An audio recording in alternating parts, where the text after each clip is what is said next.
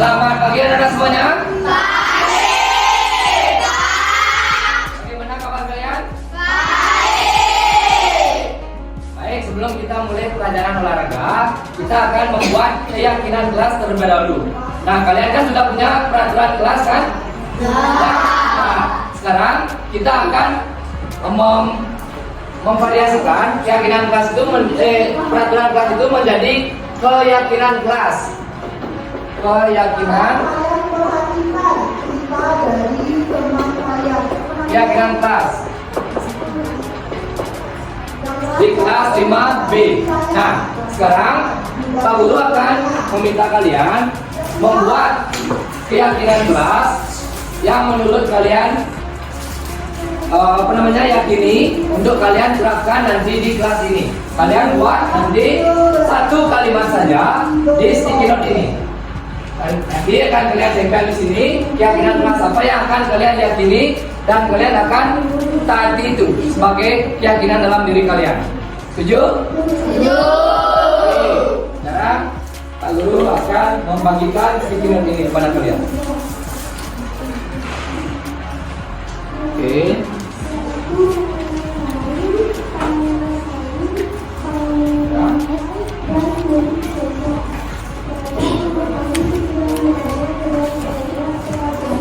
Silakan di pulpennya.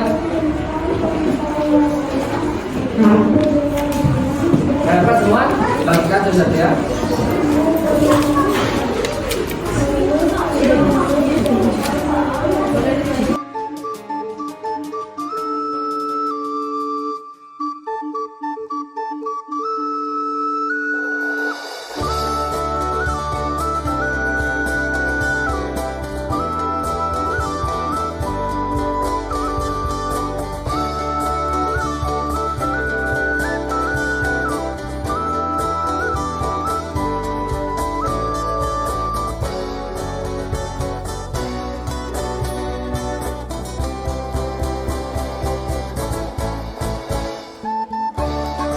Oke, yang sudah, sekarang coba ini tempelkan di sini. Tempelkan keyakinan kelas kalian di sini. Nanti Pak Guru akan bilang keyakinan kelas kalian Pak Guru akan rangkum keyakinan kelas kalian. Silakan tempel.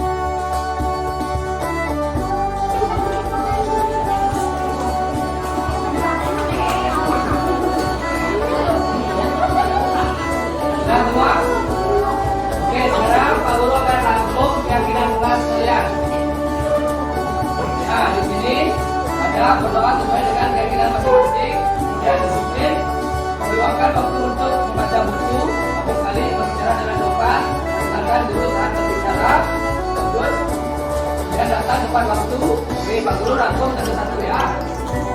Pertama ada datang tepat waktu.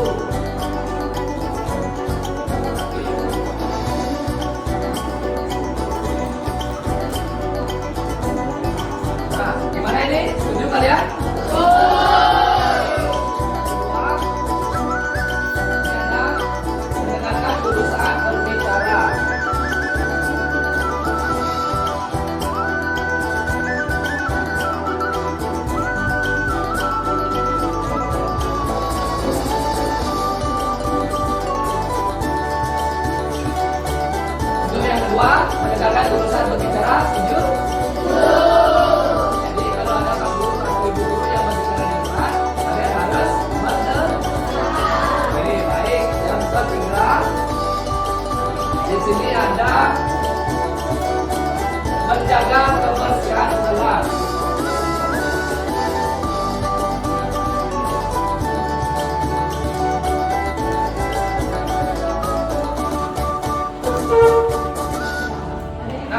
3. Kira-kira kalian setuju? Oke. Ada menghargai teman di sini.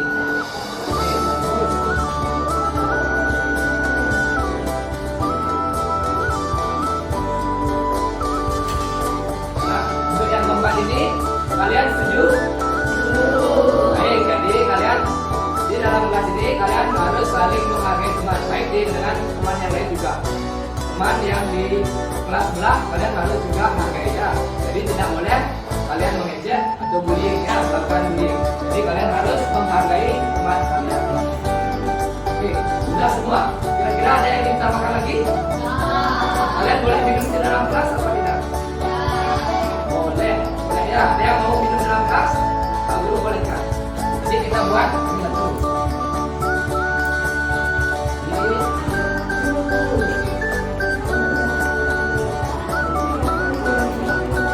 Nah, ini yang kelima, diperbolehkan minum di kelas. Setuju? Oke. Jadi kalian itu boleh minum di kelas karena minum air putih itu sangat penting bagi kesehatan kalian untuk menjaga konsentrasi juga. Jadi itu diperbolehkan. Oke, kira-kira dari keyakinan kelas ini kalian sepakat tak? 1, 2, 3, 4, 5. Setuju? Oke, jadi kalian sudah punya keyakinan kelas. Untuk hari ini dan seterusnya kita sepakat untuk menjaga keyakinan kelas ini. Jadi kalian harus saling menghormati, menyadari pada waktu, mendengarkan dulu saat bicara, maka hitungan diperbolehkan minum di dalam kelas. Oke, setuju? Oke, sekarang kita akan lanjutkan pelajaran. Oke.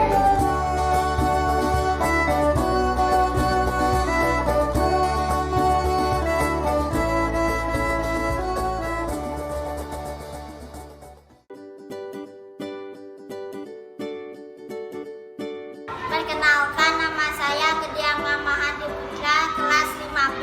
Perkenalkan, nama saya Fahira Badia Maulida, kelas 5B.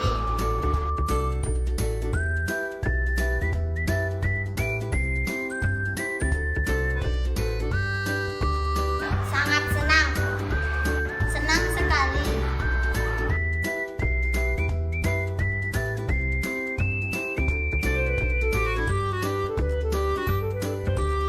Sangat penting.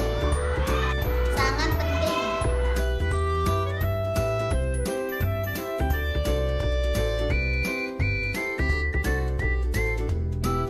Membantu saya menjadi orang yang bertanggung jawab. Membuat kita lebih disiplin.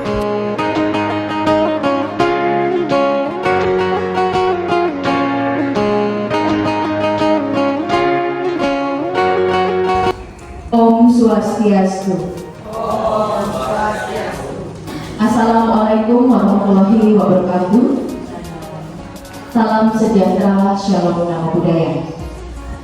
Pertama-tama yang terhormat Bapak Kepala Sekolah nomor 2 Ibu Bening dan juga para rekan-rekan guru yang kami hormati yang sudah bersedia hadir dalam kegiatan kami pagi hari ini, yaitu diseminasi pemahaman dan pengalaman penerapan budaya positif dengan kami CGP Angkatan 9 Kabupaten Bandung, tim CGP SD nomor 2 Ibu Bening.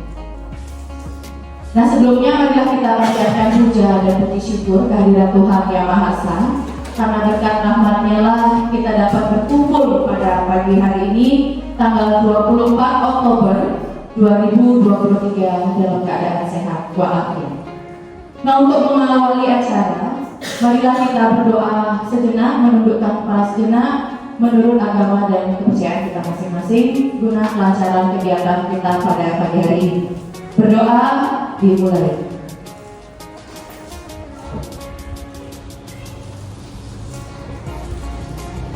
Berdoa selesai. Dan untuk selanjutnya adalah sambutan dari Bapak Kepala SD nomor 2 Ibu Bening. Baik, untuk Bapak yang persilahkan. Baik, terima kasih untuk pembawaannya pada hari ini Ibu Doni. Sebelumnya saya awali dengan pengakuan Om Swastiastu. Wassalamualaikum warahmatullahi wabarakatuh. salam sejahtera bagi kita semua. Namo Buddhaya, salam kebajikan, Rahayu, Rahayu, Rahayu. Baik rekan-rekan semua, di hari yang berbahagia ini 6 teman kita dari CGP Angkatan 9 pada hari ini mereka akan mendesiminasikan aksi nyata dari modul 1.4 pemahaman dan pengalaman penerapan budaya positif. Jadi Bapak Ibu semua, penting untuk kita ketahui bersama bahwa pemahaman budaya positif di sekolah merupakan upaya untuk menciptakan lingkungan pendidikan yang mempromosikan nilai-nilai, norma, dan praktek-praktek yang mendukung perkembangan siswa secara holistik. Jadi budaya positif ini sangat penting diterapkan dalam lingkungan belajar di sekolah kita. Jadi ada beberapa hal yang mencakup budaya positif. Itu yang pertama, itu ada kesetaraan, di mana sekolah memastikan setiap siswa diperlakukan secara adil tanpa diskriminasi. Kedua, ada keragaman. Jadi dalam keragaman ini bagaimana sekolah itu menghargai dan merayakan keragaman budaya di antara siswa, staf, dan warga sekolah. Yang ketiga, ada keadilan. Jadi keadilan ini memastikan bahwa setiap siswa memiliki kesempatan yang setara untuk sukses dalam pendidikan terlepas dari latar belakang mereka. 4, itu ada kolaborasi, yaitu mendorong kerjasama di antara siswa, guru, orang tua siswa, dan komunitas untuk menciptakan lingkungan yang mendukung pertumbuhan positif di sekolah. Kemudian yang kelima, itu ada pengembangan karakter. Memasukkan pendidikan karakter dan nilai-nilai moral dalam kurikulum untuk membentuk siswa yang bertanggung jawab dan memiliki rasa empati dan rasa peduli. Kemudian adanya komunikasi yang efektif, mendorong komunikasi yang terbuka dan jujur antara semua pihak di sekolah untuk mengatasi konflik dan membangun hubungan yang kuat.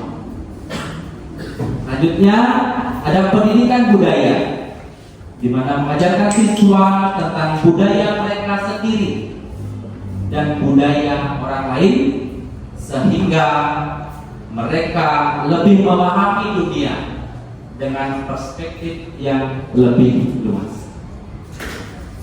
Jadi Bapak Ibu yang hormati rekan-rekan CGP, ini merupakan pencapaian yang sangat luar biasa bagi rekan-rekan kita semua.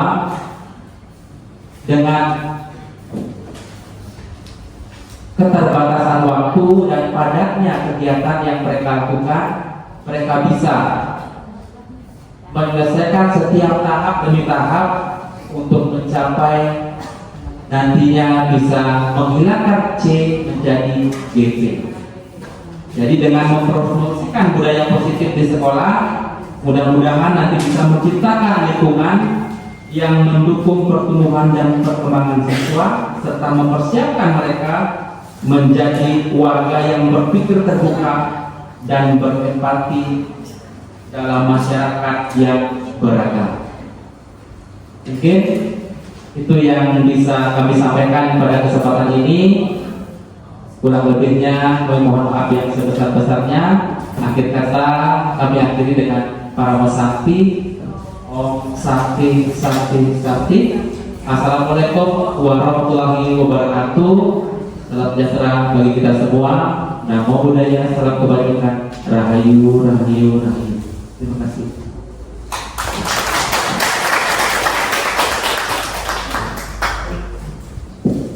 Baik, terima kasih Bapak atas sambutannya. Jadi mungkin kita langsung saja Bapak ini untuk mengefisienkan waktu.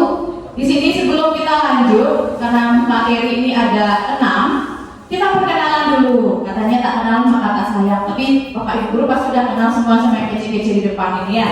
Oke, yang pertama ada Ibu Fitri. Terus yang kedua ada Ibu Dia. Yang ketiga ada Ibu Saras. Ada Ibu Rai. Saya sendiri, dan yang paling cantik, paling ganteng adalah Bapak Komang Muna, ya. Oke, asal kata yang dibilang tadi sama Bapak KFC kita ya, C-nya akan berubah menjadi GP. Oke, yang mengikuti jejak teman-teman yang duluan. Baik, salam dan bahagia. Bapak Ibu hebat, dalam kesempatan ini kita akan berbagi di sini. Ingat, kita berbagi. Belum tentu kita ini pengetahuannya lebih banyak ya, pengalamannya lebih banyak belum tentu. Maka dari itu nanti jika ada pertanyaan silahkan kita sharing, kita berbagi. Nah, pada kesempatan kali ini kita akan membahas mengenai konsep-konsep budaya positif dan juga pengalaman penerapan budaya positif dari salah satu rekan kita nanti akan kita tayangkan. Oke, next. Adapun konsep-konsep budaya positif, apa sih sebenarnya budaya positif? Bapak Ibu, namanya juga budaya ya. Budaya, jadi berkesinambungan. Kita harapkan ini bertahan lama budaya ini. Tentunya hal-hal yang positif yang ada di lingkungan kita. Di sekolah kita tercinta SD nomor 2. Kenapa kita wajib menerapkan budaya positif Bapak Ibu? Kenapa? Apalagi kita sebagai seorang pendidik ya. Kenapa? Nah, ini jawabannya. Jadi suatu lingkungan yang aman dan nyaman akan memberikan murid kesempatan dan kebebasan untuk berproses. Kita tumbuhkan budaya positif di SD kita, maka murid itu akan aman, nyaman, dan bisa berproses nanti untuk kedepannya, sehingga menerima dan menyerap suatu pembelajaran itu dengan mudah. Dan selain itu juga perlu diingat, selama seseorang merasakan tekanan-tekanan, selama kita guru menekan murid kita, maka proses pembelajaran itu akan menjadi sulit. Apa yang kita berikan masuk kanan keluar kiri jadinya ke siswa. Jangan ditekan siswanya. Kita timbulkan atau tumbuhkan aura yang positif dari dalam diri, sehingga orang-orang di sekitar kita akan ikut merasakan positif pula. Seperti itu. Nah, salah satu tanggung jawab kita sebagai pendidik adalah menghilangkan atau mencabut yang namanya gangguan-gangguan yang menghalangi proses pengembangan potensi peserta didik kita. Begitu. Jadi kalau memang tidak ada paksaan, murid sudah nyaman di sini, proses pembelajaran langsung seperti jalur tol. Aman, lurus, lancar, ya. Oke, lanjut. Selanjutnya, nah berbicara tentang pendidikan kita nggak jauh-jauh. Siapa yang tidak kenal beliau? Ya, beliau adalah Bapak Pendidikan Nasional yaitu Ki Hajar Dewantara. Menurut beliau, kita ambil contoh nih. Kita ambil contoh tumbuh-tumbuhan yang ditanami seorang petani. Apa yang ditanam oleh petani? Padi tentunya. Nah, di sini seorang pendidik juga bisa kita ibaratkan seorang petani yang menumbuhkan padi-padinya.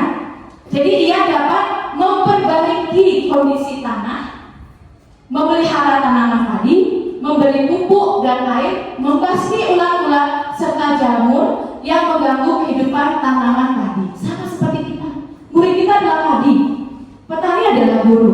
Seperti itu. Kita basmi namanya gangguan-gangguan yang akan mencelakai murid kita. Basmi itu semua. Kita pelihara, kesannya kita pelihara, kita rawat anak didik kita. Kesannya seperti itu. Ya, maka proses pembelajaran akan berjalan dengan lancar. Seperti itu ya, teman-teman ya. Kita lanjut. Nah, ini materi sebentar lagi yang kita akan sampaikan. Yang pertama, perubahan paradigma belajar. Yang kedua, disiplin positif dan nilai-nilai kebajikan. Yang ketiga, motivasi perilaku dan kebutuhan dasar manusia. Yang keempat, posisi kontrol guru. Nah, sebentar kita bisa ngecek nih, introspeksi diri, refleksikan di diri kita. Sebenarnya kita posisi kontrol yang di mana? Nah, saya menjadi guru penggerak baru tahu di posisi kontrol, jujur saja ya. Terus ada keyakinan kelas, Dimana nanti kita di kelas menerapkan ke anak-anak, tumbuhkan yang namanya keyakinan kelas. Tidak ada kata dilarang ini, dilarang itu, tidak ada. Nanti kita akan coba lihat contoh keyakinan kelas yang tepat. Dan yang terakhir, segitiga restitusi. Nah, ini bahasanya agak high ya, jadi agak tinggi, restitusi. Nah, restitusi itu adalah pemecahan masalah. Kita akan membuat segitiga, nanti akan disampaikan oleh Bapak Koma yang datang itu.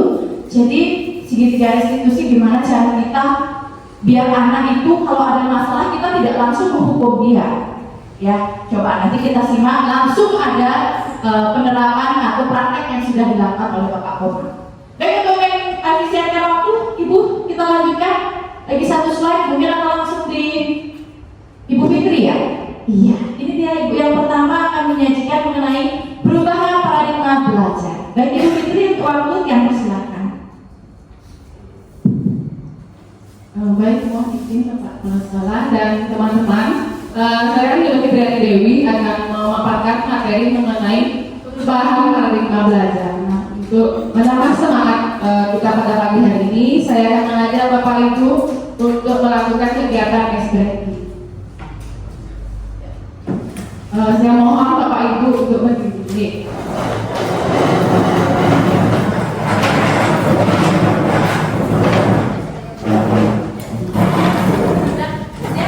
Nanti gerakannya bisa Bapak Ibu lihat di slide ini.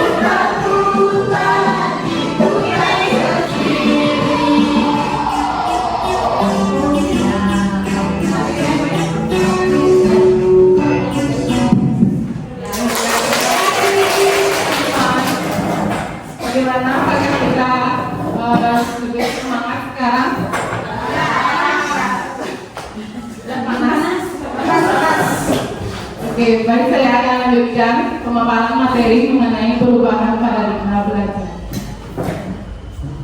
Apakah Bapak Ibu setuju dengan pernyataan berikut ini? Ya, Bapak Ibu.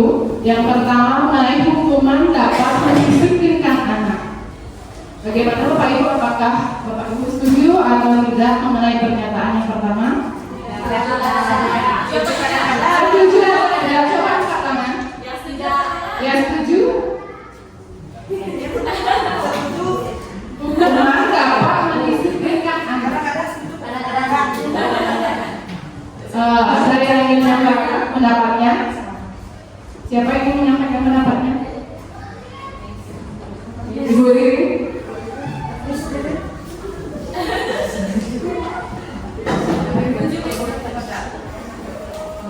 Ya. Oke, hukuman dapat mendisiplinkan anak-anak. Setuju atau tidak? Pertanyaannya ya. Kalau saya pribadi sebenarnya dilema ya antara setuju atau tidak. Kalau setuju itu sama dengan kita kayaknya mendiskriminasi anak. Kalau tidak setuju dengan hukuman kadang bisa mendisiplinkan anak. Jadi kalau di sini tergantung gurunya sih menurut saya. Tapi saya tidak setuju karena ada cara lain untuk kita mendisiplinkan anak. Dengan misalnya memberikan reward, memberikan contoh kepada anak bahwa disiplin itu tidak harus dengan hukuman. Itu kalau menurut saya. Ya. Ada lagi teman-teman yang ingin menyampaikan pendapatnya?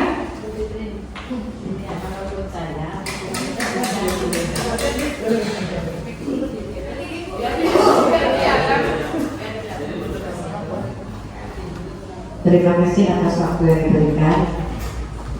Apakah Bapak Ibu setuju dengan pernyataan berikut masalah hukuman untuk murid-murid? Kalau dulu dengan hukuman ringan itu bisa memberi perubahan sama anak. Kalau dulu, kalau sekarang apalagi sejak adanya kurikulum merdeka, guru yang dipojokkan di sana. Kita memberi tugas saja, memberi tugas hari ini. Kalian membaca dan mempelajari, kalau bisa kerjakan yang kalian bisa. Itu adalah langsung diprotes. Gitu. Jadi untuk hukuman ini kita ganti kata-katanya bukan hukuman, tapi memberi bantuan kepada anak yang sifatnya itu ya ke sana, tapi dengan kalimat yang lebih apa ya, lebih merangkul gitu. Itu kalau menurut saya. Mohon maaf ya kalau kurang berkenan.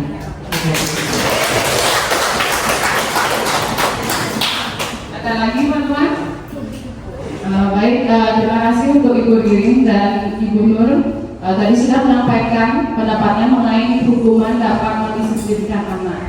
Memang benar sekali hukuman itu tidak harus diberikan kepada anak-anak, karena hukuman jika menjurus ke fisik atau psikis akan mengganggu mental siswa. Ya, mereka akan menjadi lebih takut, lebih daya ingatnya tentang hukuman itu lebih kuat gitu. Lebih baik kita memberikan hukuman yang berupa positif, yang misalnya anak-anak diajak untuk menjaga kebersihan atau memberi tugas yang memang untuk memajukan pengetahuan mereka. Kemudian yang kedua, pemberian hukuman dengan hal positif seperti membersihkan toilet sekolah dapat meningkatkan disiplin anak. Apakah Bapak Ibu setuju? Bagaimana? Ada yang berpendapat kalau setuju bagaimana? Kalau tidak setuju bagaimana?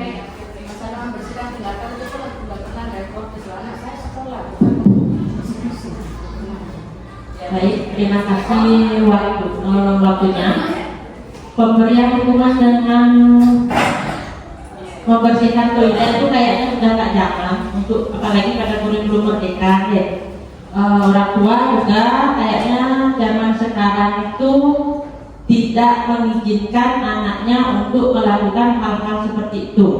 Jadi kalau menurut saya sih tidak setuju. Mungkin pemberian sanksi itu yang lebih mendidik mereka. Misalnya kalau memang muridnya nakal sekali, kita kita bisa jadikan dia ketua kelas mungkin di kelasnya. Jadi dia akan mempunyai tanggung jawab untuk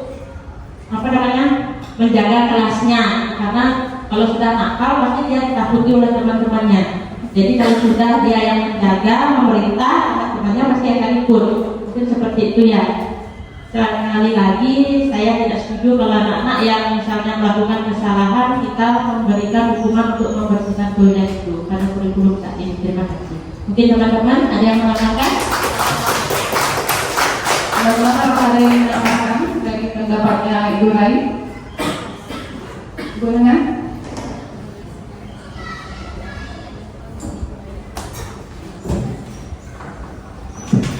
Ya, baik, terima kasih atas waktu dan kesempatannya. Saya sedikit menambahkan nih. Saya sependapat dengan teman-teman yang lain bahwa hukuman apapun bentuknya tidak bisa mendisiplinkan anak. Di sini zaman sudah berubah. Zaman sudah berubah dari kurikulum yang terdahulu menjadi sekarang yang kita terapkan adalah kurikulum merdeka. Jadi di pemberian sanksi-sanksi atas perilaku anak yang tidak sesuai dengan tata tertib sekolah itu tidak harus berupa hukuman. Jadi kita bisa memberikan sejenis pembiasaan kepada anak yang bisa mereka terapkan, yang bisa menjadikan contoh untuk mereka, seperti misalnya saya di kelas 1 dengan tim menerapkan keyakinan kelas. Jadi kita di sana punya keyakinan kelas. Di keyakinan kelas itu kita berusaha untuk mengantisipasi atau di sana sifatnya mencegah agar anak-anak tidak sampai melakukan perbuatan-perbuatan yang tidak sesuai dengan tata tertib sekolah kita. Itu dari Tian, terima kasih.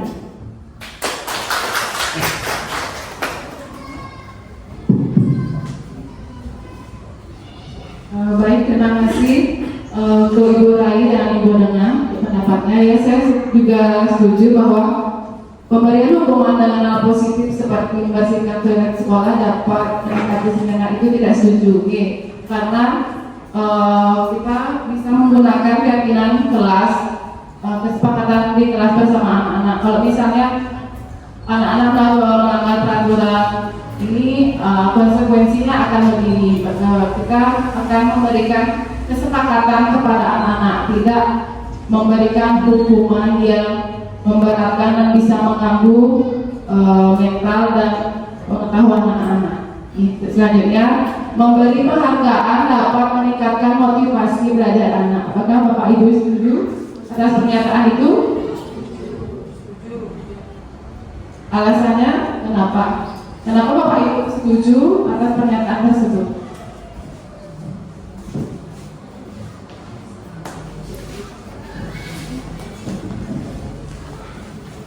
Terima kasih waktu yang diberikan kepada saya.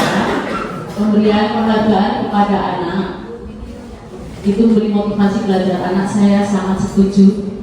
Jangankan anak-anak, kita aja kalau diberi hadiah pasti senang. Hadiah ini tidak harus berupa barang.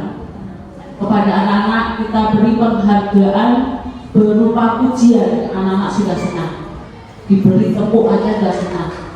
Apalagi kalau dikasih hadiah ini bisa juga yang berupa peralatan tulis, berupa apa aja yang gampang-gampang kita dapatkan. Jadi saya sangat setuju dengan memberi penghargaan kepada anak, biar nanti memberikan motivasi anak lebih bisa giat belajar. Terima kasih.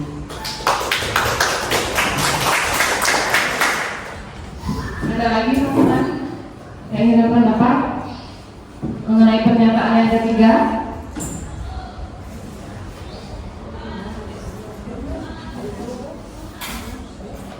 Ada lagi?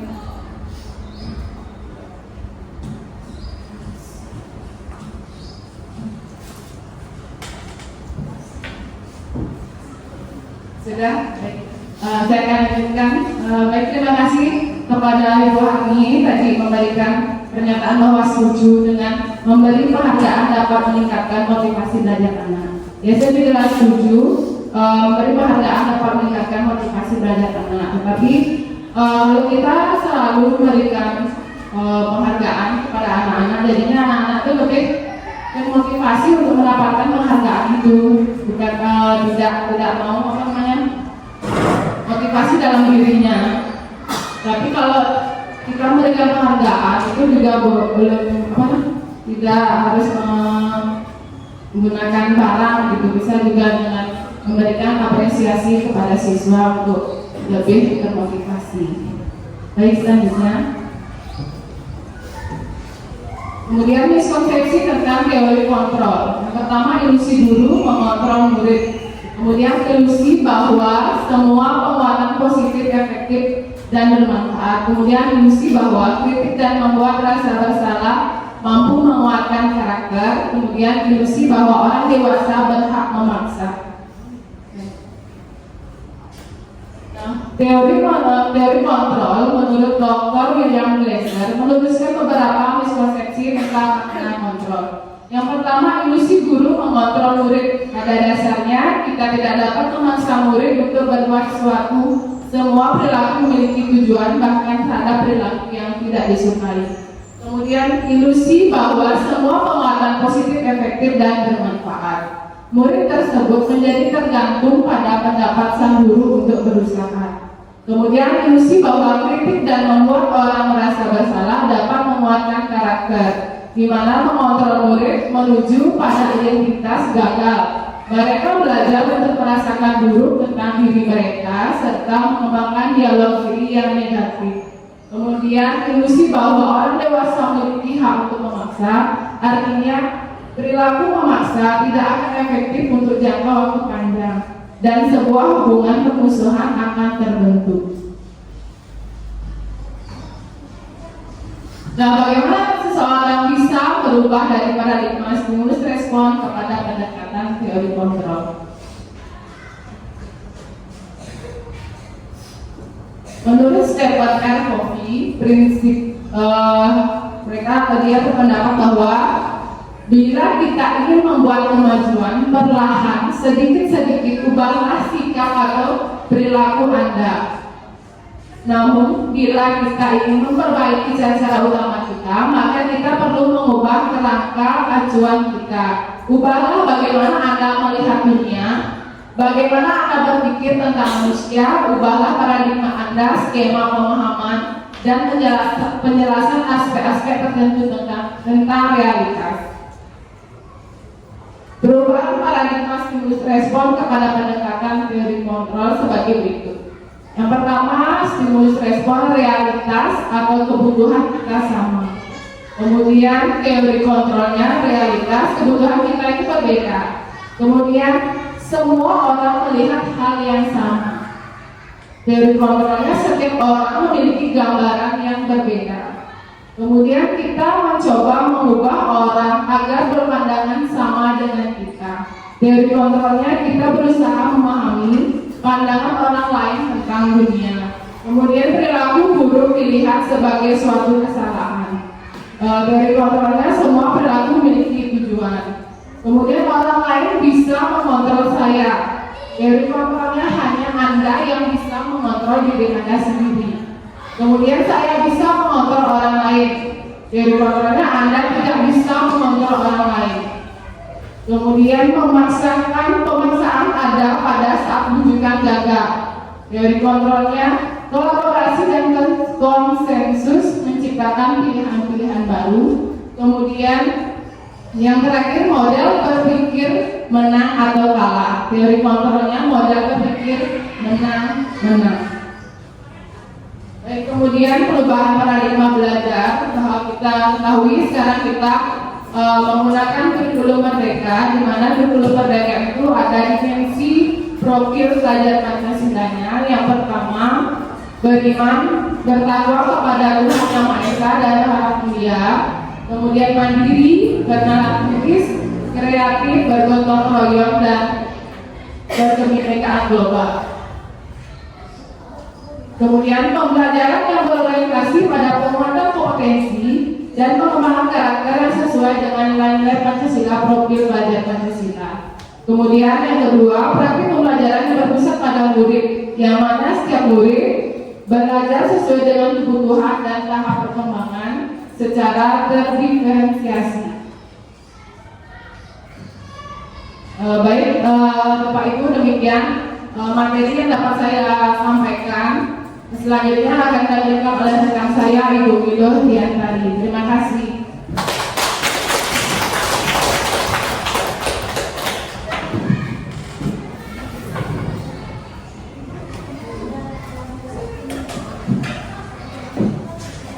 Baik, terima kasih atas kesempatannya.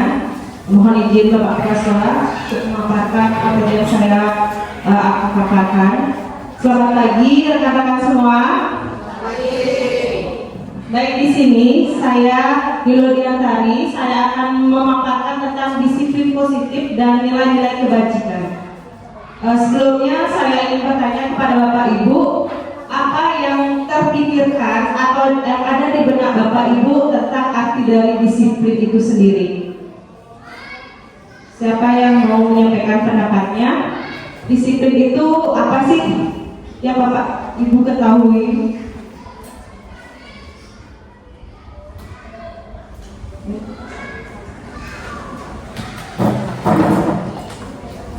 Terima kasih. Menurut saya disiplin itu adalah kebiasaan baik yang dilakukan secara terus-menerus dan berulang-ulang untuk membentuk karakter yang baik dan menjadi anak disiplin.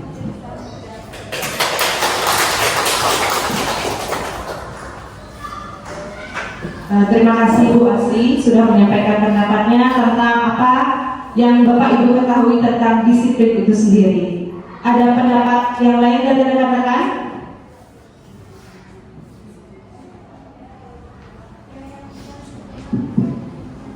Menurut dia disiplin yang positif itu penerapan yang dilakukan siswa tanpa adanya hadiah maupun sanksi. Terima kasih. Baik, terima kasih Bu Rai sudah menyampaikan pendapatnya. Nah, di sini disiplin itu kita sebut sebagai bentuk kontrol diri agar dapat mencapai suatu tujuan yang mulia yang mengacu pada nilai-nilai kebajikan. Di sini kesadaran melakukan sesuatu tanpa adanya sogokan, ancaman atau hukuman. Yang disebutkan tadi oleh Ibu Rai juga dan Ibu Asri, disiplin itu tanpa adanya hukuman atau sanksi seperti itu. Sebagai pendidik, tujuan kita adalah menciptakan anak-anak yang memiliki disiplin diri sehingga mereka bisa berperilaku dengan mengacu pada nilai-nilai kebajikan universal dan memiliki motivasi intrinsik bukan ekstrinsik. Dalam budaya kita, makna kata disiplin dimaknai menjadi sesuatu yang dilakukan seseorang pada orang lain untuk mendapatkan kepatuhan. Kita cenderung menghubungkan kata disiplin dengan ketidaknyamanan, di mana disiplin itu kita sering dihubungkan dengan hukuman, padahal itu sesungguhnya berbeda. Karena belajar tentang disiplin positif tidak harus dengan diberikannya hukuman. Justru itu salah satu alternatif terakhir, dan kalau perlu kita tidak gunakan sama sekali hukuman. Nanti kita bisa ganti hukuman itu dengan sebutan konsekuensi seperti itu. Next. Nah, di sini konsep disiplin dengan identitas gagal. Artinya dulu hukuman itu kita dikatakan gagal jika hukuman itu menyakitkan, tidak nyaman, murid takut, memaksa, murid menyembunyikan kesalahan, dan murid menjadi rendah diri. Tadi berhubungan dengan yang disampaikan oleh Ibu Fitri, di mana murid akan menjadi merasa takut jika diberikan berupa hukuman seperti itu, dan murid menjadi rendah diri, di mana mental siswa akan teringat selalu, oh saya diberikan hukuman, dia akan melekat sampai bisa seumur hidupnya. Hukuman itu nanti yang akan jelaskan bisa diubah dengan adanya konsekuensi. Dan selanjutnya penghargaan. Di sini penghargaan itu dikatakan gagal jika tidak efektif. Yang kedua, merusak hubungan atau sifat iri, di mana terkadang kita memberikan penghargaan kepada siswa yang berhasil seperti itu. Misalkan dia menjawab di dalam kelas, satu orang atau berapa orang menjawab dengan benar, kita memberikan dia reward atau penghargaan. Sedangkan siswa yang lain kita tidak berikan penghargaan seperti itu. Jadinya mereka merasa, siswa yang lain itu merasa iri terhadap temannya. Dan yang ketiga, mematikan kreativitas. Dan yang keempat, menghukum dengan sistem ranking dan merampas hak menghargai dirinya. Baik, selanjutnya, konsep disiplin dengan identitas sukses. Di sini dikatakan konsep disiplin dengan identitas sukses jika tadi hukuman itu kita ganti dengan kata konsekuensi.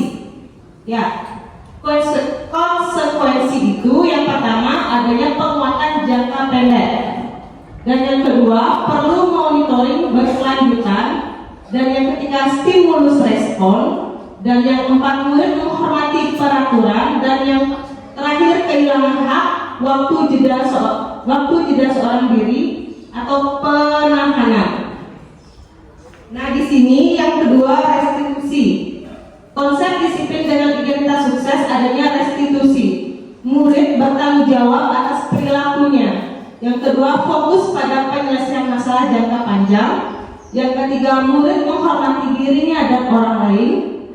Dan yang keempat, teori kontrol, dirinya memegang kontrol. Yang terakhir, murid bersemangat memperbaiki kesalahannya. Dengan adanya restitusi ini, siswa akan lebih bersemangat untuk memperbaiki kesalahannya tanpa adanya rasa takut, rasa rendah diri seperti itu. Next.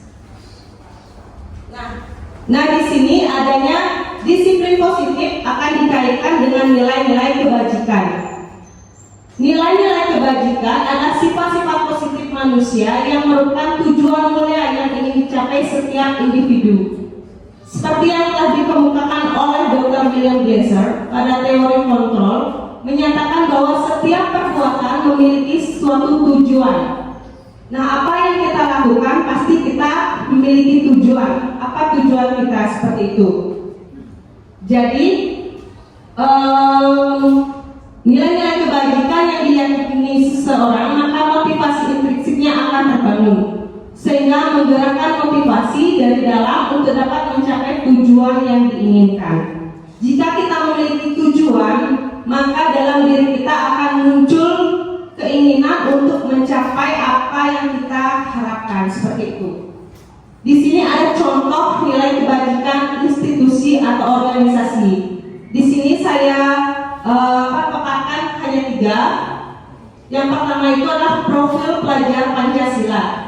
Di dalam profil pelajar Pancasila yang sudah kita ketahui bersama, adanya nilai kebajikan yang beriman dan bertakwa kepada Tuhan Yang Maha Esa, dan berakhlak mulia, berkebinekaan global, gotong royong, mandiri, kreatif, dan bernalar kritis.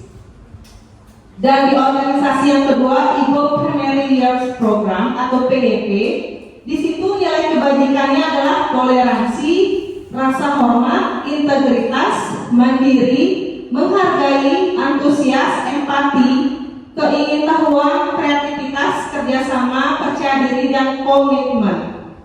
Dan nilai kebajikan pada organisasi keterampilan hidup atau life skill, di situ ada dapat dipercaya, lurus hati, pendengar yang aktif, tidak merendahkan orang lain, dan memberikan yang terbaik dari dirinya.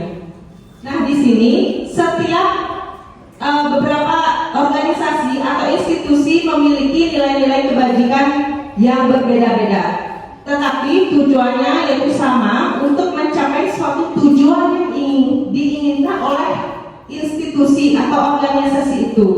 Misalkan di sekolah, nilai kebajikan apa yang kita akan inginkan dalam peserta didik yang kita bisa lihat dalam profil pelajar Pancasila itu. Di situ ada berbagai nilai-nilai kebajikan.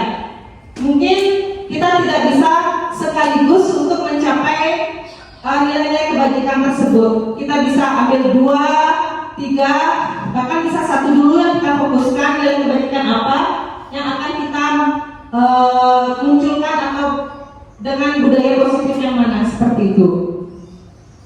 Baik, itu saja tentang yang saya paparkan tentang disiplin positif dan nilai-nilai kebajikan. Selanjutnya saya ingin mengajak Bapak Ibu untuk melakukan ice breaking, tapi tidak ada videonya.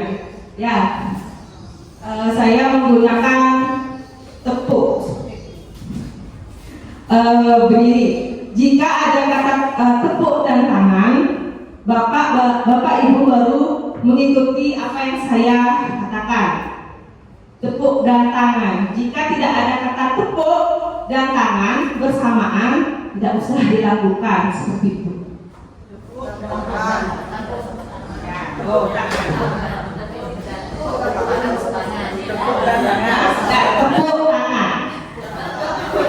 Ya, misalkan tepuk tangan 1 kali.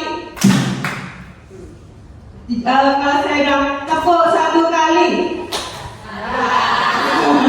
berarti Bapak Ibu kurang fokus ya. Siap Bapak Ibu? Kalau bisa berdiri ya.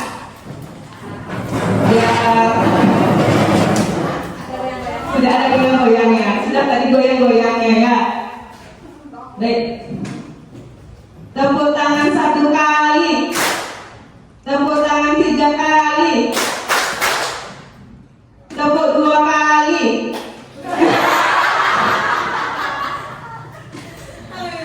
Ibu, ayo fokus lagi sekali ya.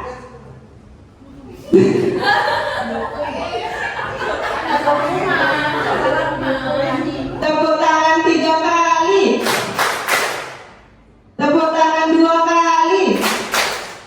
Tepuk tangan 1 kali. Tepuk 4 kali. Oke, semua sudah benar, sudah fokus. Berarti sekarang bisa dilanjutkan oleh rekan saya, Ibu Niluh Ayu Sarastuti, tentang motivasi perilaku dan kebutuhan dasar manusia. Terima kasih.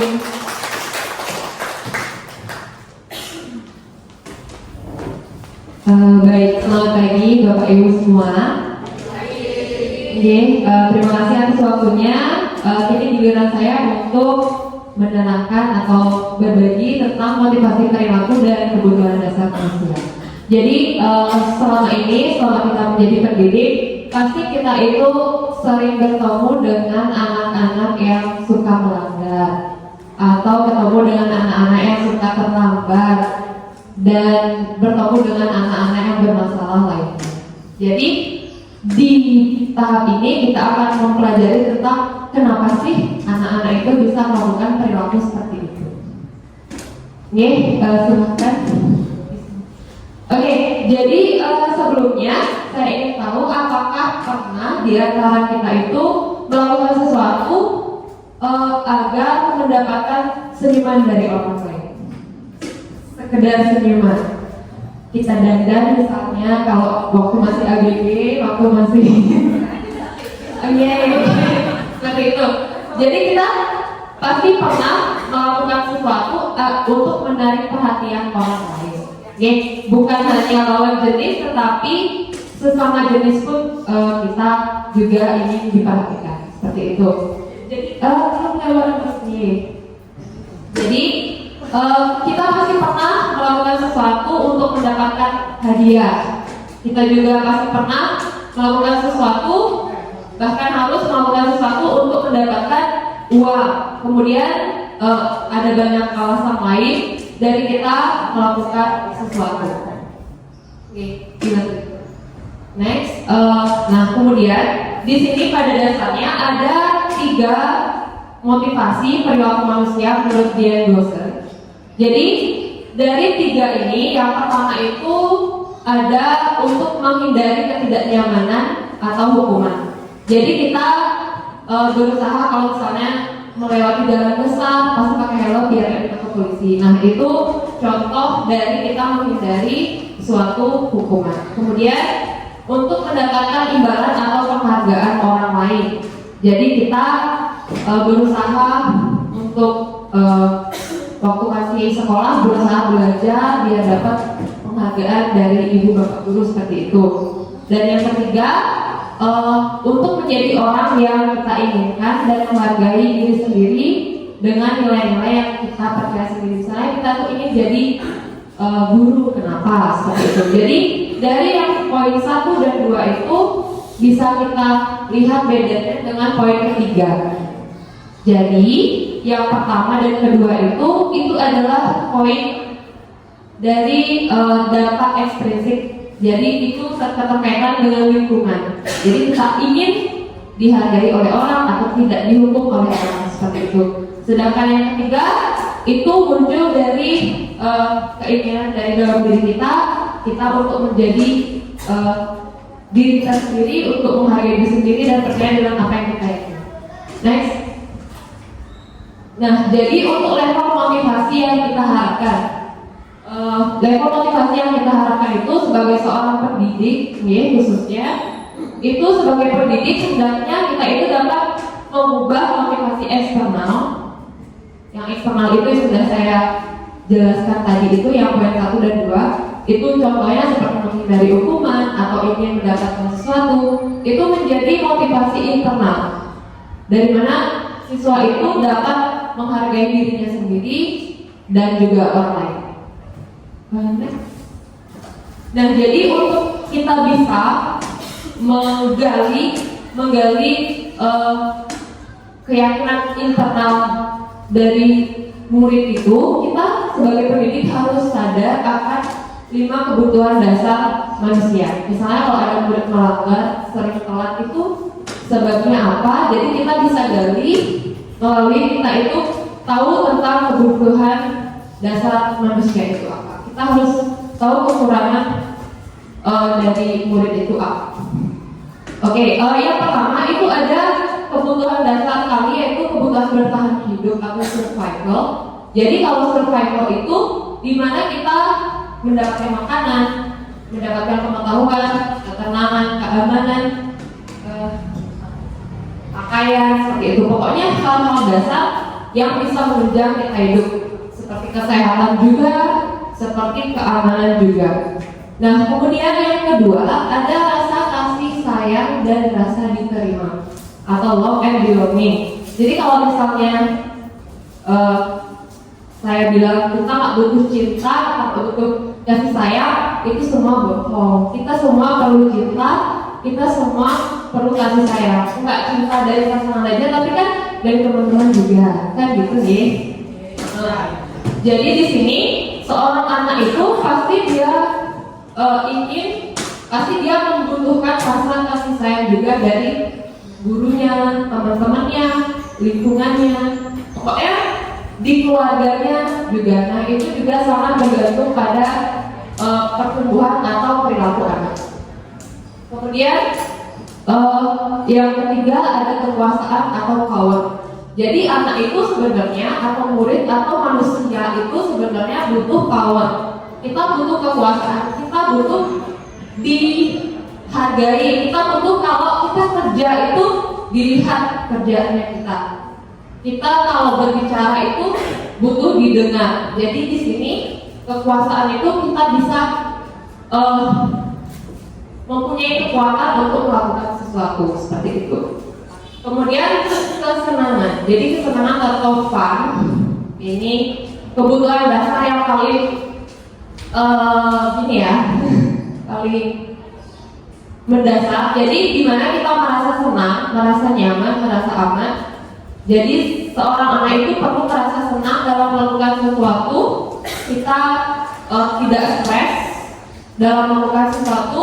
Kalau misalnya anak-anak yang kebutuhan akan kesenangannya itu bermasalah, misalnya di keluarga atau misalnya di sekolah dia dibully aja terus, jadi otomatis dia nggak punya kesenangan. Kenapa dia jadi nggak punya kesenangan?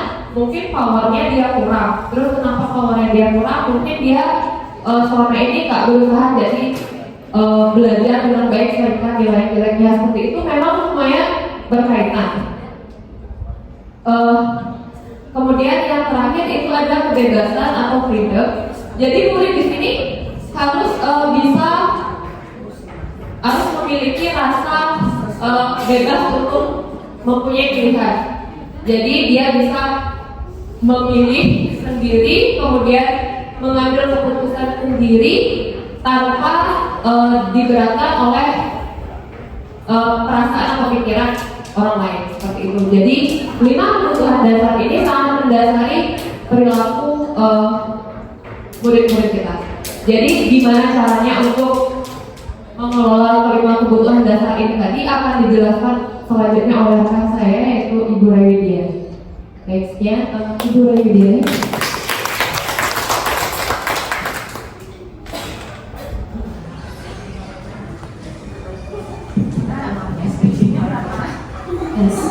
Baik, terima kasih atas kesempatannya. Bapak Ibu masih semangat? Semangat. Mohon izin Bapak Kepala Sekolah. Berikut ini adalah giliran saya sekarang ya untuk memaparkan mengenai posisi kontrol guru. Namun sebelum itu kita akan bermain game dulu sebentar. Bapak Ibu mau bermain game? Mau ya. Ini gamenya menggunakan sebuah clue. Clue-nya yaitu bumi itu bulat.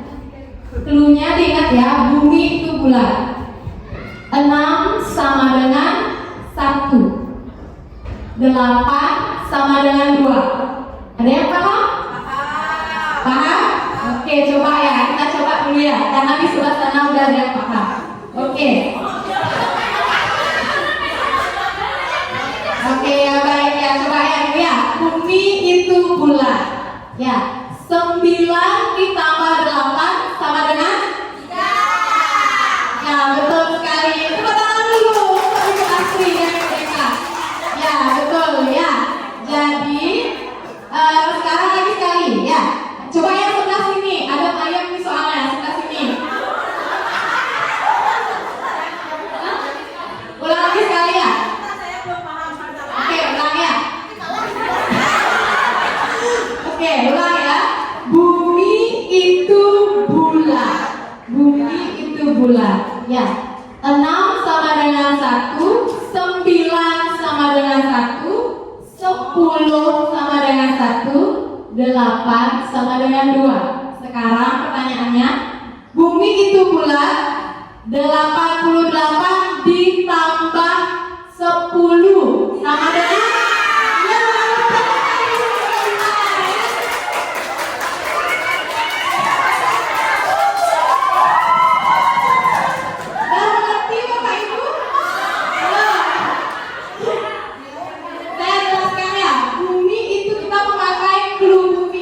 jadi konsepnya lingkaran.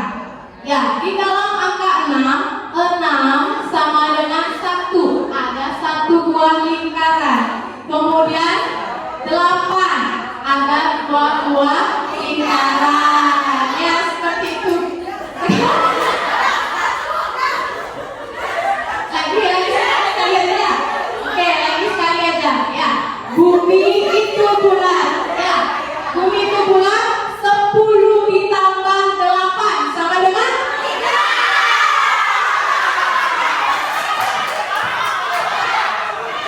10 ditambah 8 berapa? 3 jawabannya ya. 10 kan 10 kan 1 aja nolnya, 1 aja lingkarannya. Ya, 8 itu 2, 10 itu 0.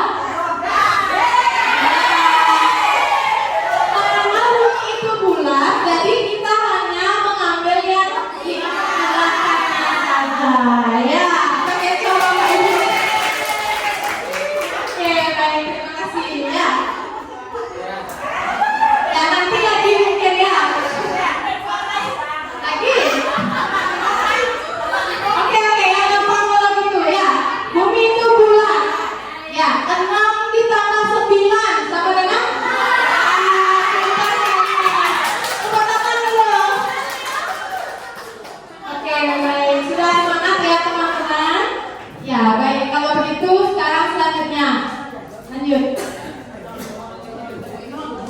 Nah, jadi Bapak Ibu di sini ada sebuah kasus, ya, ada sebuah kasus. Saya bacakan kasusnya. Tisa dan Hana dipanggil ke ruangan Ibu Dewi, ya, kepala sekolah SMA Makmur. Jadi Ibu Dewi ini kepala sekolah SMA Makmur. Ibu Dewi baru saja mendapatkan sebuah laporan atau pengaduan dari ibunya Tisa, dari bundanya Tisa, ya, bahwa Hana menggunakan kata-kata kasar dan merendahkan Tisa di media sosial. Jadi Bu Dewi ini mendapat laporan kalau ini si Hana ini merendahkan Tisa. Dia menggunakan kata-kata kasar di sosmed, ya, di media sosial. Jadi bisa dibilang dia dibully lah, seperti itu. Nah, sekarang pertanyaannya, bila Anda adalah seorang kepala sekolah, penerapan disiplin apakah yang akan Anda lakukan untuk kasus Hana dan mengapa? Ya, saya minta salah satu dari rekan-rekan untuk menyampaikan pendapatnya. Apabila Anda menjadi seorang kepala sekolah, posisikan diri Anda sebagai kepala sekolah. Jadi nanti penerapan disiplin apa yang akan Anda lakukan untuk kasus yang seperti itu? Apa yang dilakukan bila ada salah seorang siswa kalian itu mengalami kasus seperti itu? Ya, siapa yang bisa? Ada ibu-ibu? Siapa yang ingin berpendapat? Coba satu orang untuk menyampaikan pendapatnya. Bu Lia, silakan.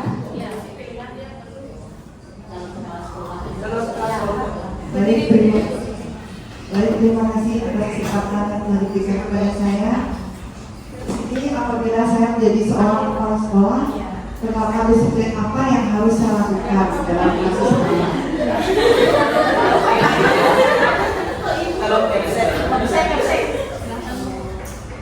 Saya akan memanggil anak tersebut dan memberikan sesuatu.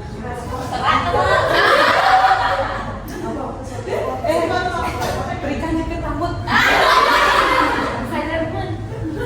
Suatu pengalaman yang baik, pengalaman yang tepat, agar kamu mendapatkan sesuatu dalam kejadian. Ini yang mana kita mau itu saja ya. Terima kasih. Terima kasih untuk Ibu Lia sudah menyampaikan pendapatnya. Ada lagi yang ingin menambahkan? Ya, jadi di sini Ibu Lia, dia sebagai kepala sekolah akan memanggil anak tersebut, kemudian mengajaknya berbicara, ya, dari hati ke hati, menanyakan mengapa dia melakukan hal tersebut. Seperti itu, ya, lanjut. Nah, baik, di sini ada 5 posisi kontrol. Ya, posisi kontrol guru yang pertama itu adalah sebagai penghukum. Yang kedua, membuat orang merasa bersalah. Ya, yang ketiga ada teman, kemudian keempat pemantau, dan yang terakhir sebagai manajer. Nah, kita sebagai guru pasti kita pernah melakukan salah satu dari 5 posisi kontrol ini. Ya, namun sebagai guru dari kelima posisi kontrol ini, posisi manakah? Lanjut. Nah, posisi manakah dari 5 kontrol tersebut yang sering kita lakukan? Kira-kira kita sering melakukan yang mana? Coba pikir dulu. Ya, ini dia 5 posisi kontrol dulu. Yang pertama itu adalah posisi sebagai penghukum. Ya, dimana penghukum ini, seorang penghukum bisa menggunakan hukuman fisik maupun verbal. Pasti kita pernah melakukan hal itu. Ya, yang kedua sebagai pembuat orang merasa bersalah. Ya, pada posisi ini biasanya guru akan bersuara lebih lembut. Dalam posisi ini kita biasanya membuat anak itu merasa bersalah. Kita lembut suaranya. Masa sih kamu seperti itu? Kasihan sama Bu Guru. Nah, seperti itu contohnya, ya. Kemudian yang ketiga, teman. Guru pada posisi ini tidak akan menyakiti murid, namun akan tetap berupaya mengontrol murid melalui persuasi. Ya. Kemudian yang selanjutnya adalah posisi monitor atau pemantau. Di mana monitor berarti mengawasi. Kita mengawasi murid kalau kita menggunakan posisi pemantau itu. Dan yang terakhir yaitu posisi manajer, di mana posisi ini adalah kita berbuat sesuatu bersama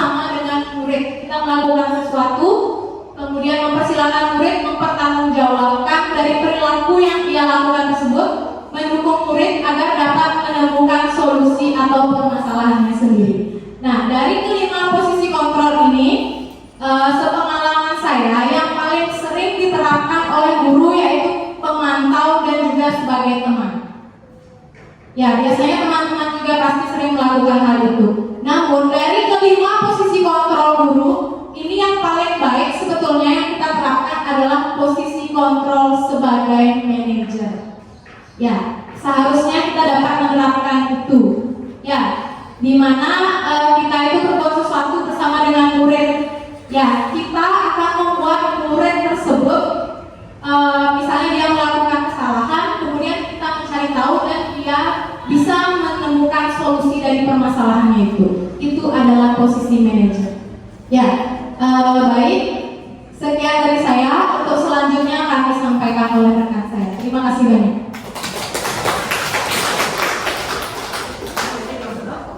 Baik, terima kasih ibu-ibu. Bapak terakhir ya Bapak ya. Oke, nanti ada surprise terakhir sama Bapak Komang. Diajak olahraga mengelilingi lapangan sebentar. Oke, halo, masih semangat? Iya. Tinggal saya sama Bapak Komang aja. Oke, ini ada kaitannya Bapak Ibu. Tadi posisi kontrol kan sudah ya.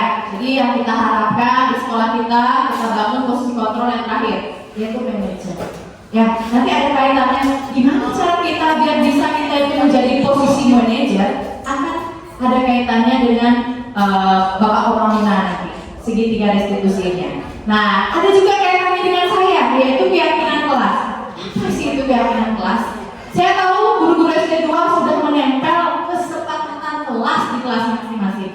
Dulu istilahnya kesepakatan kelas, sekarang keyakinan kelas. Oke, next. Baik, untuk keyakinan kelas, mengapa dikatakan keyakinan kelas? Kenapa tidak peraturan saja? Peraturan kelas saja pakai gimana? Kenapa? Karena itu berbeda Bapak Ibu. Keyakinan kelas itu akan memotivasi secara intrinsik dari dalam, dari kesadaran siswa sendiri. Kalau kita lebih ke peraturan, ya dia hanya menaati peraturan aja siswanya masuk. Jadi bukan dari dalam dirinya. Kalau untuk menaati peraturan, itu akan sewaktu-waktu bisa berubah. Sekarang taat, besok tidak. Sekarang taat, besok tidak, dan lain sebagainya. Sedangkan kalau dia pakai dengan istilah keyakinan kelas, artinya dia sudah punya keyakinan diri, sadar diri, kemauan diri sendiri dari dalam dirinya. Ya, ya Bapak Ibu ya. Kita lanjut. Nah, mengapa kita mematuhi peraturan menggunakan helm saat mengendarai sepeda motor di jalan? Seperti contohnya. Terus yang kedua, mengapa kita mematuhi peraturan memakai masker dan mencuci tangan setiap saat ini saat zaman COVID? Ya, kita lanjut. Next. Nah, inilah perbedaannya keyakinan dan peraturan. Mengapa kita memiliki peraturan memakai helm Bapak Ibu saat mengendarai sepeda motor? Untuk apa? Untuk keselamatan. Selain itu sebenarnya ada lagi. Paksa tilangnya polisi. Ya, itu. Terus yang kedua, mengapa kita memiliki peraturan menggunakan masker dan mencuci tangan setiap saat? Nah, yang penting itu untuk apa? Untuk kesehatan, supaya kita tidak terkena wabah penyakit waktu zaman COVID. Sekarang pun kita wajib sebenarnya masih seperti itu Bapak Ibu melihat kondisi lingkungan kita sekarang. Ya, lanjut. Selanjutnya, nah ini dia tahapan membuat keyakinan kelas. Saya yakin di SD 2 tidak ada yang belum mempunyai keyakinan kelas atau kesepakatan kelas. Semua 19 rombel pasti sudah punya. Yang pertama, kita akan membuat keyakinan kelas ini yang bersifat lebih abstrak daripada peraturan. Jadi yang lebih rinci dan konkret, yang nyata. Nah, keyakinan kelas ini berupa pernyataan-pernyataan secara umum saja, universal. Terus, pernyataan kelas ini juga senantiasa dibuat dalam bentuk positif. Jangan ada kata larangan di dalamnya. Dilarang makan saat pembelajaran. Nah, jangan seperti itu. Itu masih mengandung kata dilarang yang kesannya negatif. Kita ubah. Nanti kita ubah. Ya, keyakinan kelas sebenarnya tidak terlalu banyak, sehingga mudah diingat dan dipahami oleh warga kelas. Terus keyakinan kelas sebaiknya sesuatu yang dapat diterapkan di lingkungan tersebut. Semua warga kelas hendaknya ikut berkontribusi dalam pembuatan keyakinan kelas. Dan yang terakhir, bersedia meninjau kembali keyakinan kelas dari waktu ke waktu. Jadi dia bersifat fleksibel, akan berubah-ubah sesuai dengan kondisi yang ada. Ya Bapak Ibu ya. Jadi juga kalau cara membuatnya sama seperti yang Bapak Ibu pernah lakukan. Kita Kita minta pendapat dari mereka. Ya, baik. Ada satu contoh, coba bisa diperlihatkan keyakinan kelas 6 ini di SD di luar sana, di mana di situ ada bacaan hadir tepat waktu. Manakah lebih baik kata-katanya? Hadir tepat waktu atau dilarang terlambat? Iya, bagus. Seperti itulah. Jadi kata-katanya positif. Dilarang terlambat. Nah, itu masih terkesan negatif dan memaksa murid. Kalau hadir tepat waktu beda artinya di sana. Lebih halus dia. Berdoa sebelum dan sesudah belajar. Itu keyakinan kelas selanjutnya. Menjaga kebersihan kelas dan sekolah. Bersikap jujur, saling menolong, menghargai dan menyayangi, serta belajar dengan bersungguh-sungguh. Yang simpel aja Bapak Ibu, dan ingat menggunakan kata-kata yang positif. Sangat mudah membuat keyakinan kelas, hanya saja mungkin penerapannya yang sulit, apalagi dengan anak-anak. Baik Bapak Ibu, mungkin sekian saja dari saya. Saya lanjutkan yang terakhir dari Bapak Komandan. Silakan Bapak Komandan.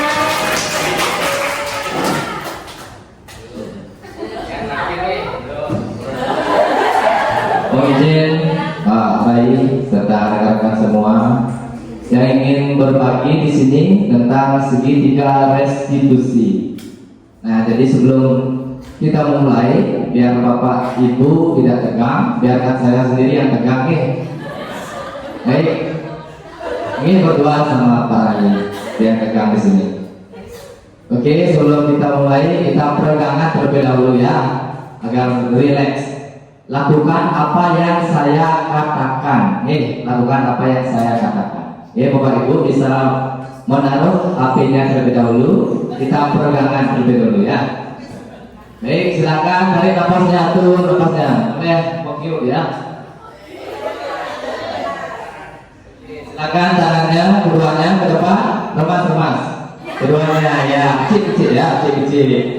Kemudian nih tangannya ya, ditepuk boleh ya, biar bagus ya. Kemudian kepalanya diremas-remas kepalanya, biar tidak tegak, kaku, atur nafasnya. Kemudian dagunya ya.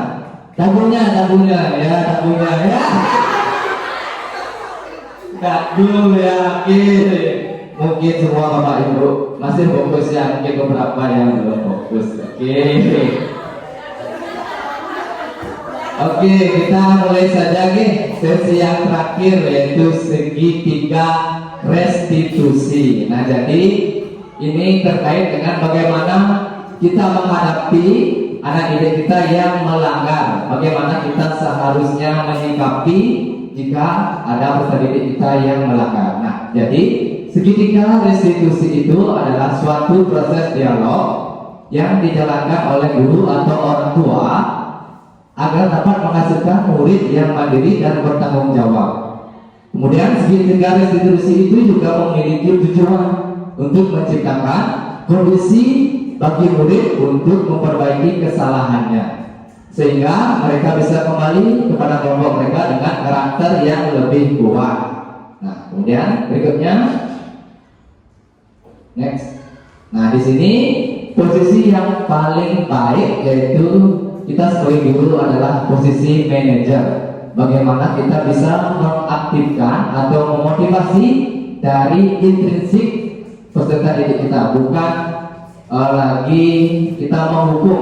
Menghukum itu bersifatnya ekstrinsik. Jadi peserta didik tidak bisa memotivasi dirinya dari dalam diri. Kemudian aspek yang dikembangkan jika kita bisa menjadi posisi manajer, yaitu anak didik akan memiliki nilai-nilai kebajikan, kemudian nilai-nilai kebiasaan positif dan berkarakter yang baik.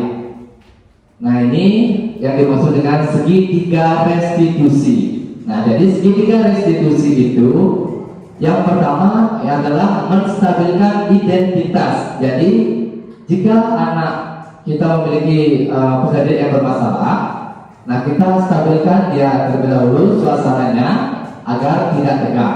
Jadi kita panggil peserta didik itu. Nah, kita jangan memojokkan dia. Jadi kita stabilkan. Setiap orang pasti pernah melakukan kesalahan. Bapak juga pernah melakukan kesalahan. Kita pancing dengan kata-kata seperti itu. setelah mereka setelah stabil suasananya, baru kita lanjutkan ke segitiga berikutnya, yaitu validasi tindakan yang salah. Jadi kita telusuri apa penyebab peserta didik kita bisa membuat kesalahan. Kemudian yang segitiga terakhir yaitu jika menanyakan keyakinan. Nah, jadi jika kita sudah tahu penyebabnya, kita akan kaitkan dia dengan keyakinan kelas yang telah kita sepakati. Apakah dia sudah dia sudah sepakat apa nilai-nilai yang dilanggar, itu kita yakinkan peserta didik kita kembali agar kita mencari solusi bersama-sama. Kita tidak memojokkan peserta didik itu, sehingga nantinya kita peserta didik itu bisa bangkit kembali. Kita bersama-sama menyelesaikan permasalahan itu. Oke, berikutnya. Nah, ini ada permasalahan. Ini ada video. Ini bagaimana caranya menyelesaikan permasalahan. Coba disimak. Suaranya.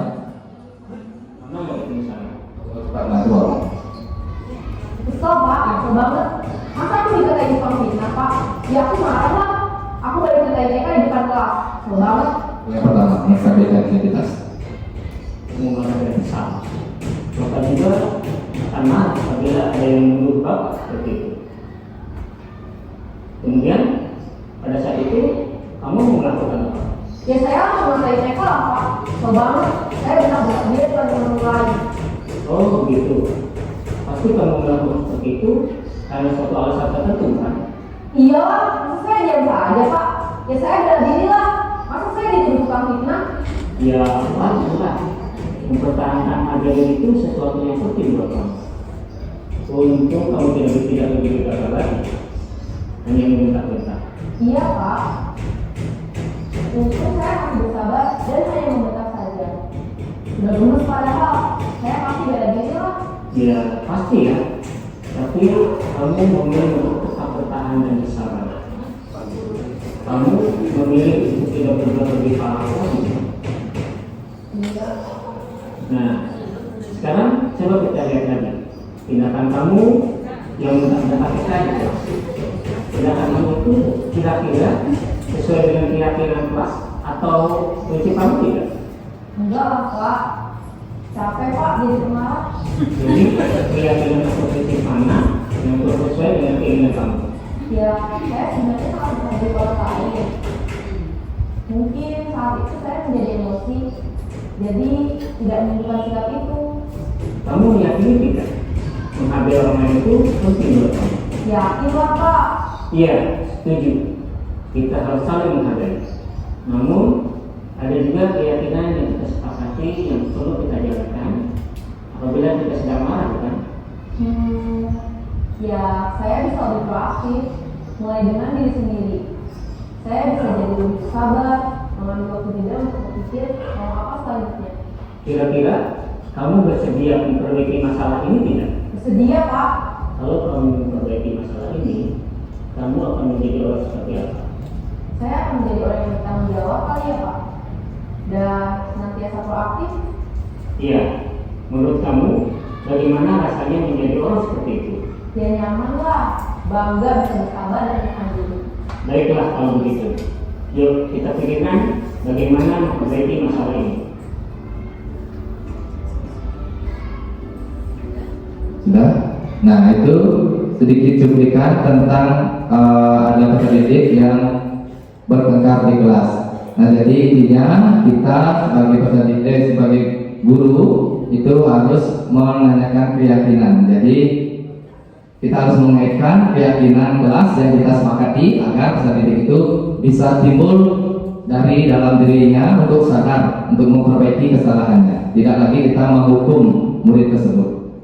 Kemudian, nah di sini saya jelaskan kembali sisi yang pertama yang paling bawah itu adalah menstabilkan identitas. Nah jadi di sini peserta didik itu kita berperan menggeser identitas murid dari identitas yang gagal menjadi identitas yang sukses. Kemudian jangan mengkritik peserta didik yang sedang mengalami identitas yang gagal. Nah di sini ada beberapa pernyataan yang bisa kita tanyakan atau yang kita bisa utarakan kepada dari kita yang mengalami permasalahan. Nah, jadi kita bisa yang pertama, membuat kesalahan adalah sesuatu yang wajar. Manusia tidak ada yang sempurna. Kita bisa memperbaiki masalah ini. Saya tidak menanyakan kesalahannya, tapi fokus untuk memperbaiki permasalahan ini. Apakah saat ini kamu tengah menjadi orang yang baik untuk dirimu sendiri? Nah, itu bisa kita tanyakan pada proses menstabilkan identitas yang pertama. Kemudian lanjut yang sisi yang kedua. Sisi yang kedua adalah menanyakan, sisi kedua adalah validasi tindakan yang salah. Sisi dua, validasi tindakan yang salah. Nah, di sini guru akan bergeser menjadi pemikiran stimulus respon menjadi proaktif. Jadi kita di sana menggali permasalahan tadi itu diakibatkan dari apa. Jadi kita gali di sana dengan pertanyaan-pertanyaan dengan nada yang tidak menghakimi. Kemudian ada pun pertanyaan-pertanyaan atau pernyataan yang bisa kita ajukan, yaitu kamu bisa saja bertindak lebih ke bawah dari hari ini.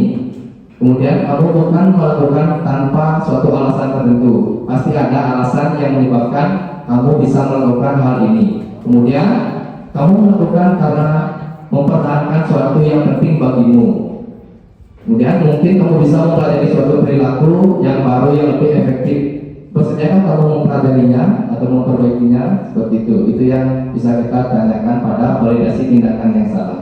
Kemudian yang terakhir, sisi yang ketiga, yaitu menanyakan keyakinan. Nah, di sini adalah sisi yang ketiga.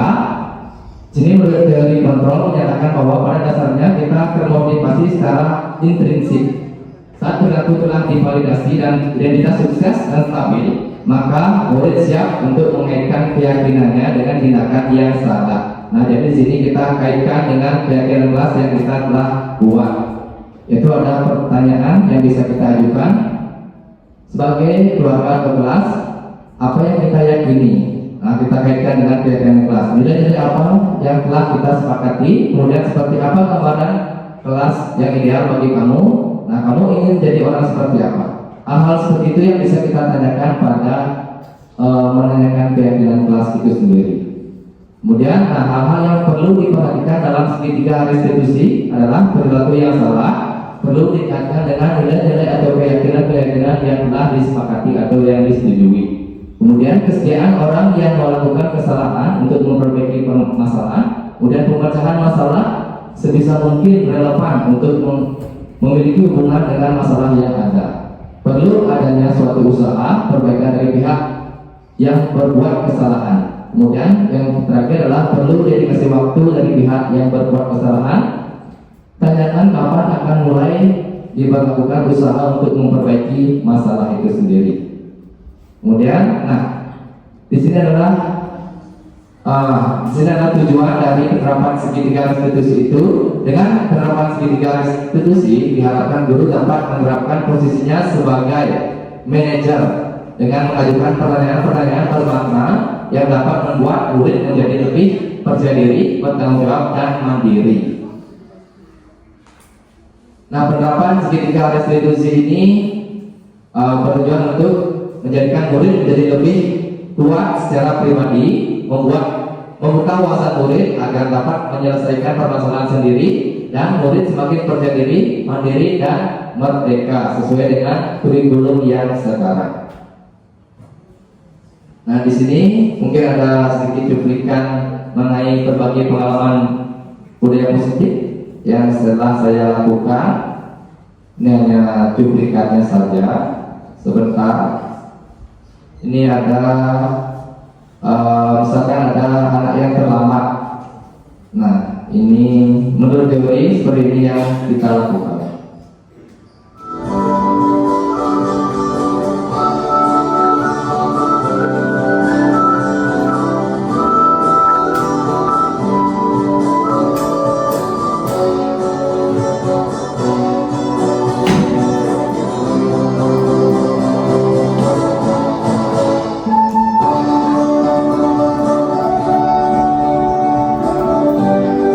Di sini ada murid yang terlambat ceritanya.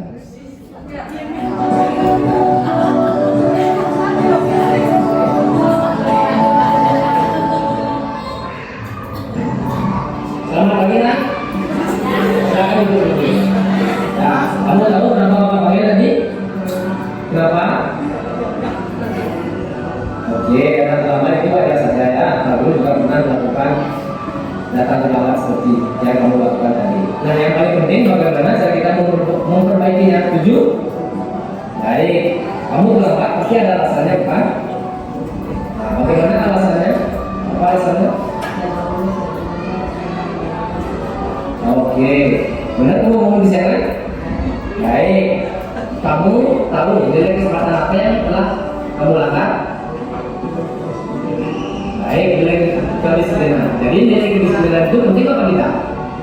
Baik, kalau penting, bagaimana cara kamu agar kegiatan yang telah kita lakukan? Baik, bagaimana cara kamu agar kita melakukan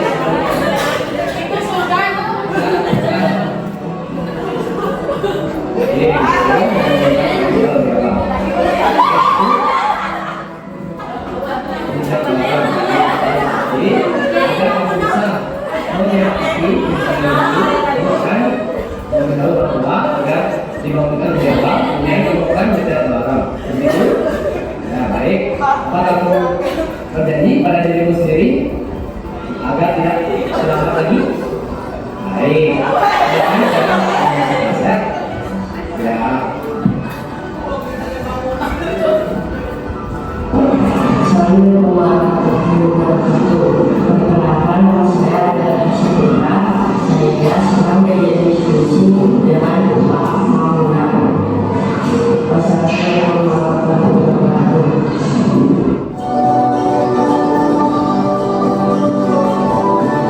Ini cuma contohnya ya.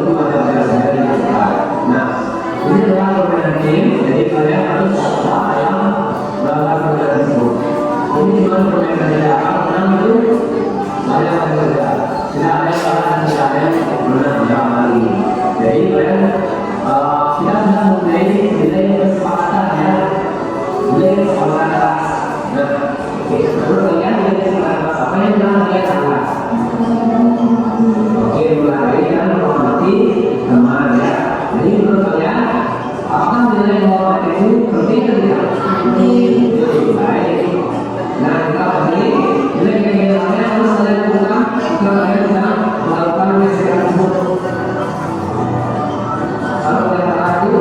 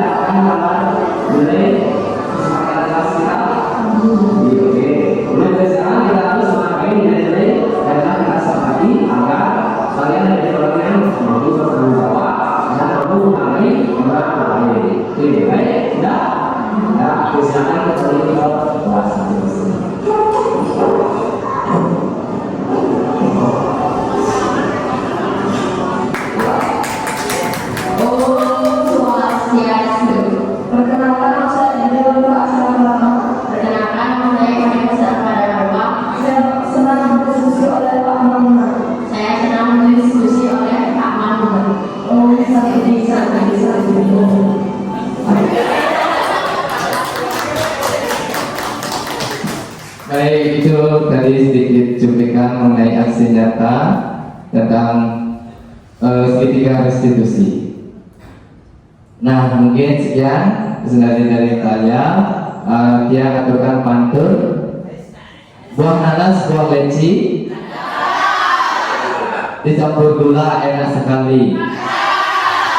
Cukup sekian presentasi dari kami yang aturkan Pak Romo Santi. Om Santi, Santi, Santi. Oh. Sedangkan pengajar praktik saya adalah Ibu Niputu Suwandewi SPD. Ibu Bapak Guru hebat, pada video kali ini saya akan Baik, sudah ya, sudah habis ya. Oke, sebelum menutup kegiatan pada pagi hari ini mungkin ada yang mengganjal Bapak Ibu, ada yang perlu ditanyakan terkait dari pemaparan 1 sampai 6. Silakan, mungkin kita langsung berbagi aja, kita sharing di sini. Ada yang ingin bertanya? Ya, silakan Ibu Asri.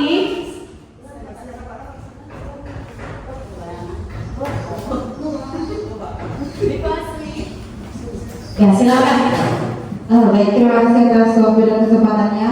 Sebelumnya mohon izin, dari pemaparan yang materi yang telah dilakukan saya sudah cukup memahami materi yang disajikan. Tapi ada satu pertanyaan yang ingin saya sampaikan. Dari ketiga tahapan segitiga restitusi yang sudah disampaikan tadi, kira-kira bagaimana yang paling sulit untuk diterapkan kepada siswa mengingat banyaknya karakteristik siswa di SD 2002? Terima kasih.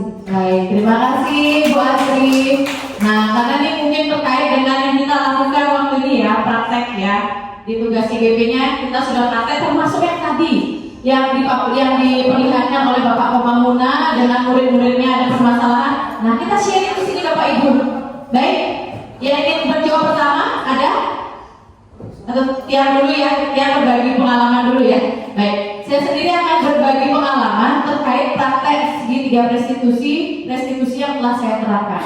Mungkin yang menurut saya paling sulit adalah yang pertama, menstabilkan identitas siswa. Jadi gimana ya, siswa sudah buat masalah, gimana guru? Udah marah-marah, sudah sembraut rasanya, pengen ngomel, tapi kita rem dulu. Nah, itu yang paling tersulit bagi saya untuk menahan diri. Nah, kita lihat tadi Pak Koma, sebenarnya udah terlambat ini, udah terlambat, apalagi itu pukul-pukulan, stop, udah emosi jiwa sebenarnya, nggak bisa gitu. Kita yang pertama itulah yang menguji kesabaran kita sebagai guru. Cara kita yang pertama itu yang sulit, menstabilkan. Gimana sebenarnya kata-kata yang cocok untuk menstabilkan siswa. Gimana buat siswa itu biar tidak merasa ketakutan di awal untuk menyampaikan diri apa alasan dia melakukan permasalahan tersebut. Seperti itu yang menurut saya pertama yang sulit, menstabilkan identitas. Menghaluskan kata-kata kita, kesabaran kita di awal diuji di sana. Itu menurut saya yang sulit ya. Nah, untuk rekan-rekan saya, mungkin ada hal lain, tahapan lain yang merasa sulit bagi mereka semua. Ada? Ada? Oke, sama artinya ya, kebanyakan di depan. Ya Bapak Ibu, mungkin Bapak Ibu juga baru tahu, oh ternyata yang saya lakukan selama ini sudah segitiga restitusi. Pertama saya masih tahu dulu murid, tanya dulu murid, kenapa melakukan itu nak? Begitu ya.